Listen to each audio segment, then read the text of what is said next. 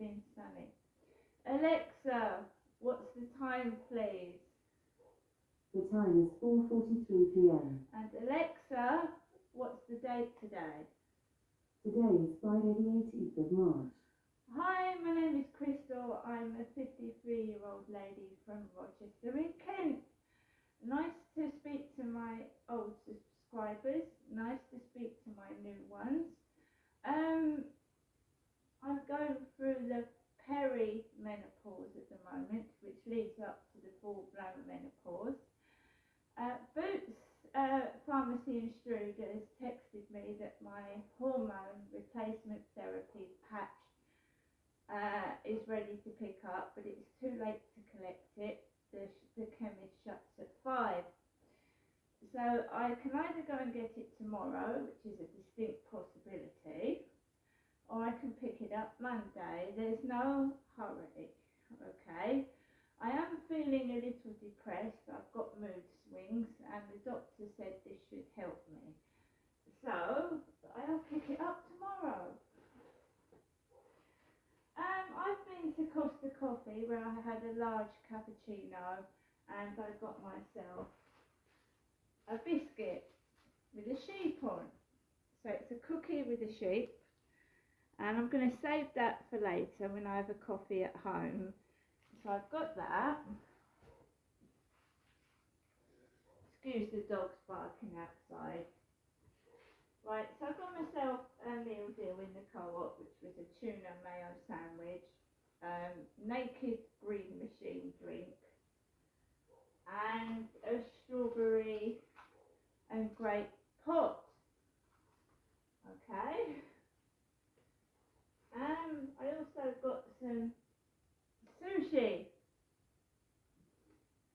separately, a bottle of Buxton mineral water,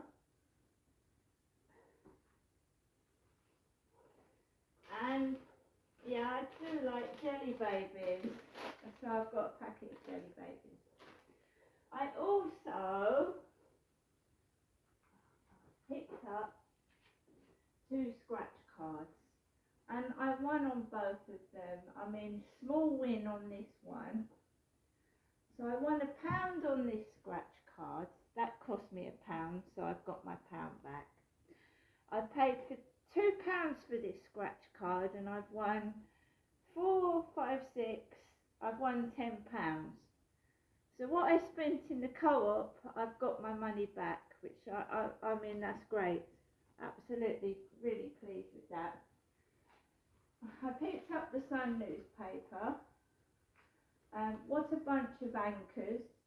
Fury as P&O axes 800 staff.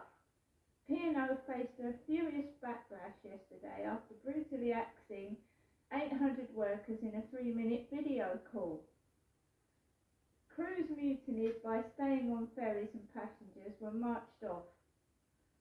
Me, myself, I didn't take any video calls yesterday. I've actually taken 2 calls today, one from the doctor and one from my mum, but I haven't done any video calls lately. Right. So Alexa, can you put LBC radio on, please?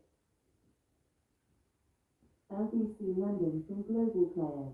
Polish President Zelensky is asking for. I'm not going to comment on that right now. I'm not going to comment any other than what I told you. Now, you won't see that on the official White House videotape of the event. It cuts out before the reporters start asking questions, including a pretty important one. Having described in detail Russian atrocities against civilians in Ukraine, was the president ready to brand Vladimir Putin a war criminal?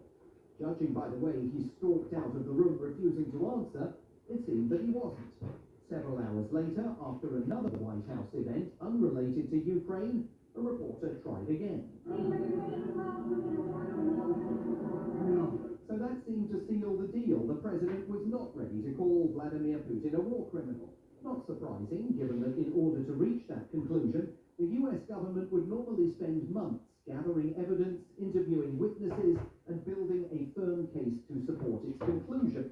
However brave their actions, however however obvious their murderous intent, however immediate and widely shared the social media evidence of it, it is a big deal when the US government accuses a foreign head of state of war crimes, which makes what happened next all the more curious.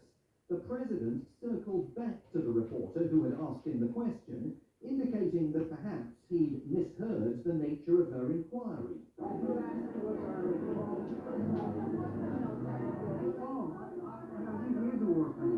And with that, he turned and left. Now, we have no idea what question he initially thought he was answering in the negative, but to be fair, the acoustics were bad, he's in his late 70s, so maybe he didn't hear the question. But certainly he'd been given the chance earlier in the day to brand Putin a war criminal in a more formal setting and didn't take it.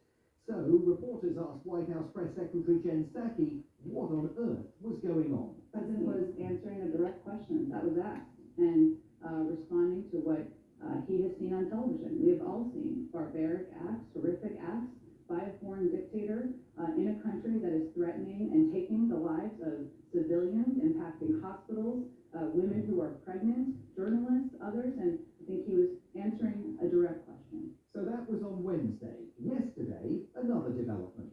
We have a strong sense of what Russia could do next.